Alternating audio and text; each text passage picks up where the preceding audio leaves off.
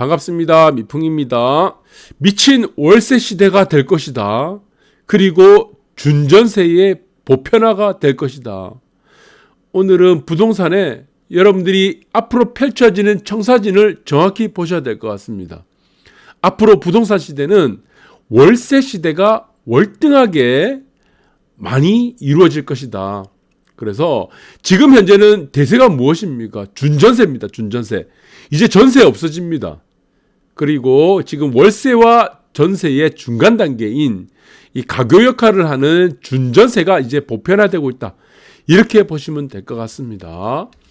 그래서 지금 DSR은 여러분들 잘 아실 겁니다. 지금 대출에 대한 부분들 때문에 월세로 많이 가시는 분들 많을 겁니다. 그래서 지금 세를 주는 사람들, 임대인의 경우는 세금 때문에 준전세로 가고, 그리고 세입자의 경우에는 당연합니다. 지금 대출이 나오지 않으니까 DSR이 적용되다 보니까 전세금을 마련하지 못해서 월세로 들어가는 부분이죠. 그래서 이거는 매우 간단한 논리입니다. 여러분들 잘 보시면은 임대인하고 임차인이 있죠. 임대인.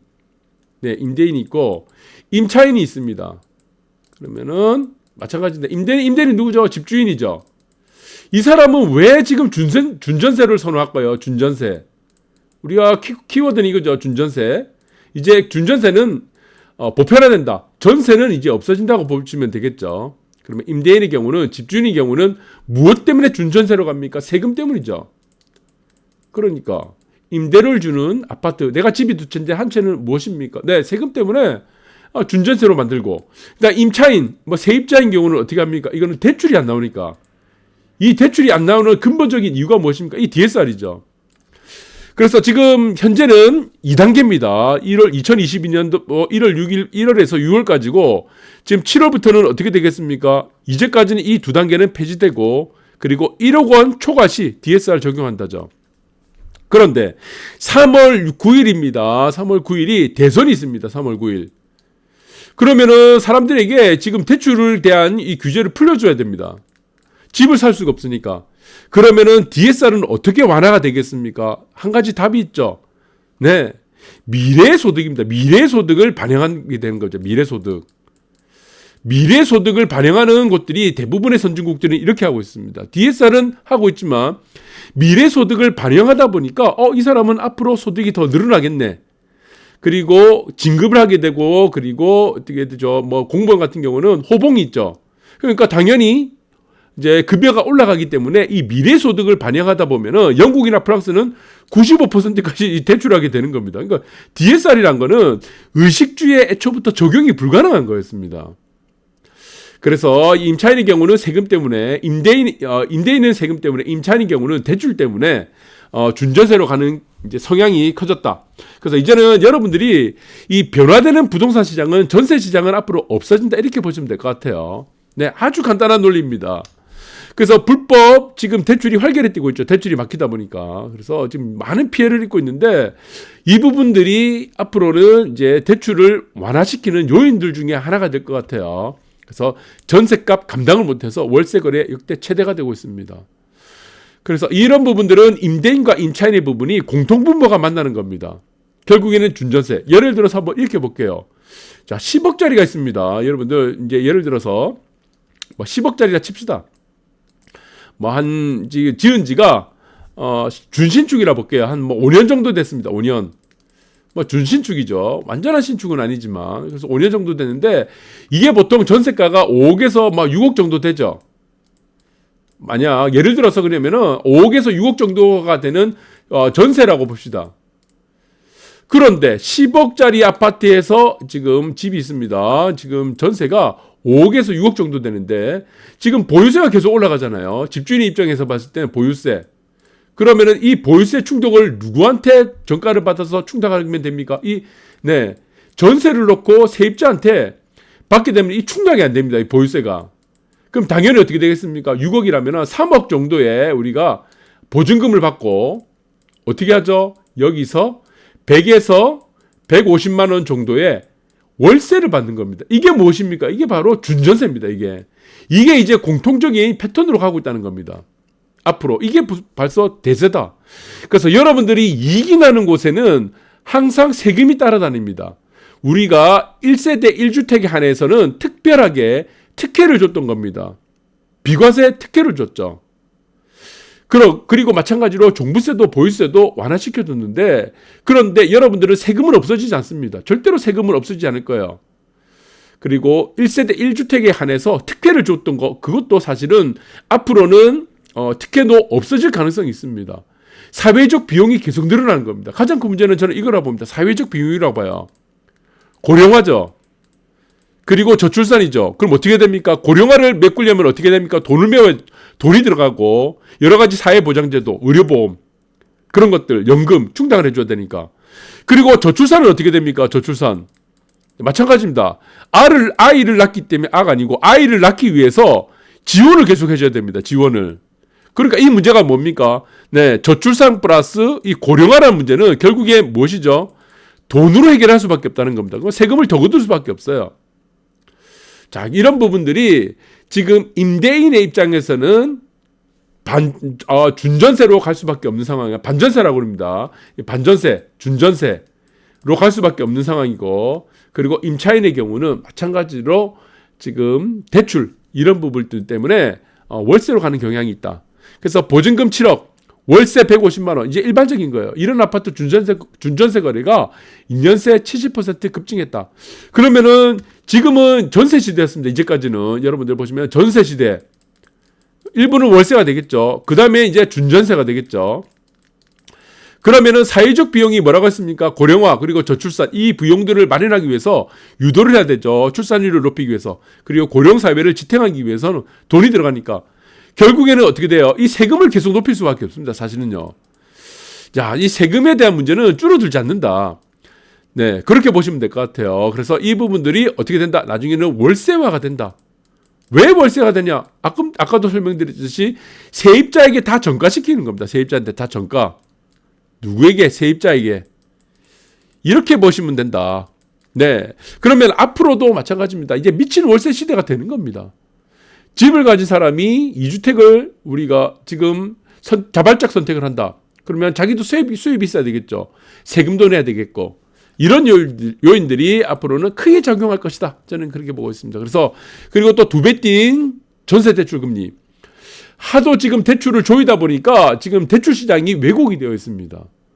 엉뚱하게 왜곡이 되어 있죠. 기준금리가 1.25%인데 스프레드가 2%죠. 3.25%가 돼야 되는데 주담대 금리가 3.25%가 정상이죠. 그런데 6%가 돼버린 거예요. 우리가 평균 근로자 연봉을 봤을 때. 그러면 이런 부분들로 인해서 지금 차라리 전세 대출 받아서 이자 내는 것보다 차라리 월세 살게요. 더 낫다는 거죠. 그래서 이것들이 준전세, 월세가 이제는 거부감이 없어지는 시대로 가고 있다. 그리고 이런 것들은 사회적인, 구조적인 이유들 때문이다. 이렇게 보시면 될 것 같습니다. 그래서 일본 같은 경우 우리가 먼저 겪었다고 했죠. 그리고 미국은 마찬가지입니다. 미국도 여러분들이 지금 양극화를 이미 100년 동안 겪었습니다. 홍콩도 마찬가지고 중국도 마찬가지죠. 어마어마한 양극화고, 그리고 프랑스, 영국 말할 것도 없습니다. 그래서 사실은 미친 집값 때문에 월세는 둘째치고 미친 땅값 때문에 힘든 곳이 어딥니까? 미친 땅값. 땅값 때문에 지금 힘들어하는 곳이 일본이에요. 일본. 이게 미친 땅값입니다. 그 미친 집값은 뭡니까? 미친 집값 때문에 사람들이 지금 미국 가면은 여러분들 아실 거예요. 집값이 미쳤습니다. 이 미국입니다. 미국. 일본은 미친 땅값 때문에 힘들고 미국은 미친 집값 때문에 힘듭니다. 그렇게 땅이 많은데 남아도는데 사람들이 몰리는 곳은 계속 몰리게 되는 겁니다. 샌프란시스코, 뉴욕, 그리고 맨하튼 마찬가지죠. 그리고 LA 비버리 힐즈입니까? 그래서 선호하는 곳들은 계속 올라가는 겁니다. 선호하는 곳은. 일본의 사막지대 가면은 공짜로 줘도 안 가요. 공짜로 가져가라 합니다. 오히려 그런 곳들은 일부 우리가 주 보면은 이주했다고 축하 격려금 3천만 원 줍니다. 미국은. 근데도 안 갑니다.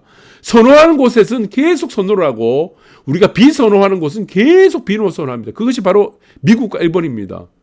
그런데 땅값 플러스 우리가 더 충격적이겠습니다. 땅값 플러스 집값 때문에 미친 집값. 미친 땅값, 미친 집값은 또 무엇입니까? 네, 어디죠? 여기가 바로 홍콩. 그리고 하나가 더 있죠. 영국, 예, 하여튼 다 미쳤어요. 우리나라 빼고 사실은 다 미쳤습니다. 일본은 미친 땅값, 미국은 미친 집값, 그리고 미친 땅값과 미친 집값 때문에 힘든 것이 예, 홍콩과 영국이다 이렇게 보시면 됩니다. 그래서 지금 하나는 보시면은 지금 얼마 전에 지금 일본에 나와 있는 지금 월세가 나왔습니다. 월세가 보시면은 531만 엔이죠. 531만 엔. 531만 엔이요. 지금 그대로 나와 있죠. 한 달 월세입니다. 이거 얼마죠? 네. 여기 보니까 무슨 줍니까? 저 일본을 잘 모르는데 여기 보니까 우리나라 돈으로 뭐 얼마입니까? 6천만 원이에요. 6천만 원. 한 달 월세가 6천만 원입니다. 이 6천만 원이 왜 이렇게 됐습니까? 한 달 월세. 외곽 쪽으로 가면요. 한 달 월세 60만 원짜리도 있어요. 그런데 교통이 좋은 우리가 보시면은 뭐 괜찮은 곳, 일본에 뭐 그런 곳을 가면은 지금 막 5천만 원, 6천만 원 난리 부르스입니다. 난리 부르스. 그래서 왜 이렇게 됐냐 보니까 일본이 미친 땅값이라는 겁니다. 지랄 같은 땅값 때문에 지금 보시면은 일본 도심부의 지랄 같은 땅값 그리고 뭐 상시 서비스 뭐 동원 인건비에서 이 아름답다고 표현했습니다. 예, 한마디로 그냥 미쳤다. 예. 자, 얼마나 지금 이 월세가 비싸냐면은 아름답다라는 표현까지 썼습니다. 네, 이게 지금 일본 중심가 관광지를 가시면은 평당 얼마입니까? 관광지. 유동인구가 많은 곳들 17억이죠, 평당. 평당 17억은 상상이 안 되는 땅값입니다. 네, 여기에 아파트를 지면은 이 월세 얼마 받아야 되죠? 5천만 원 받아야 되죠. 그래서 이런 문제들이 일본이 됐다. 그래서 앞으로 한국도 어떻습니까? 이렇게 흘러간다. 보시면 될 것 같아요. 뉴욕의 맨하탄은 1,000억짜리는 그냥 수두룩합니다. 아파트 한 채가. 지금은 이제 3,000억짜리 시대예요. 뉴욕은. 자, 아까도 미국도 말씀드렸죠. 미국 땅이 얼마나 많습니까? 거저줘도 그냥 가져가라는 땅이 남아도는 곳이에요. 그런데 사람들이 선호하는 이런 조망권, 그리고 교통, 이런 평지 아파트는 그냥 3,000억을 그냥 때려버리는 겁니다. 그래서 서로 들어가기 때문에 날리는 거예요. 난리치고 있습니다. 서로 경쟁하겠다고. 3,000억. 여러분들이 3,000억이 집 한 채라면 이거는 여러분들이 상상할 수 있는 그런 가격이 아닙니다. 어마어마한 가격이죠. 여기도 마찬가지예요. 여기도 3,000억이에요. 아파트 한 채가. 예, 뭐가 그래 좋은 건지 잘 모르겠지만 하여튼 그렇다고 합니다. 여기도 마찬가지입니다. 3,000억입니다. 3,000억. 맨하탄은 지금 3,000억 시대로 가고 있다. 그러면은 여러분들이 생각해 보세요. 3,000억짜리 아파트라 봅시다. 네, 3,000억짜리 아파트인데 이거 월세 얼마나 받아야 됩니까? 한 달에 뭐 지금 한 50억은 받아야 될까요? 50억 한 달 월세. 저는 가늠이 안 옵니다. 저는 뭐 이쪽에 제가 살 일도 없고. 그래서 마찬가지다. 그래서 제가 요약하자면 이겁니다. 지금은 이제 준전세가 일반화되었습니다. 예전 같으면은 우리가 막 5년 전에도 준전세는 거부감이 있었어요. 그러나 지금은 어떻게 했습니까? 6억. 뭐 보증금 5억에서 6억 정도면은 150만 원 월세 이 플러스 시키는 거죠. 이런 시대입니다. 그러면은 앞으로 다가오는 시대에 5년, 10년 후에는 어떻게 될 것인가? 월세 시대. 금방 보여줬던 미국과 일본의 이런 미친 월세 시대가 도래할 것이다. 올라가는 곳은 끝없이 올라가고 내려가는 곳은 끊임없이 내려가는 이런 시대. 그리고 사람들이 선호하는 곳에 이 월세는 여러분들이 앞으로 상상할 수가 없다. 일본처럼 한 달에 월세 5천만 원, 6천만 원. 네.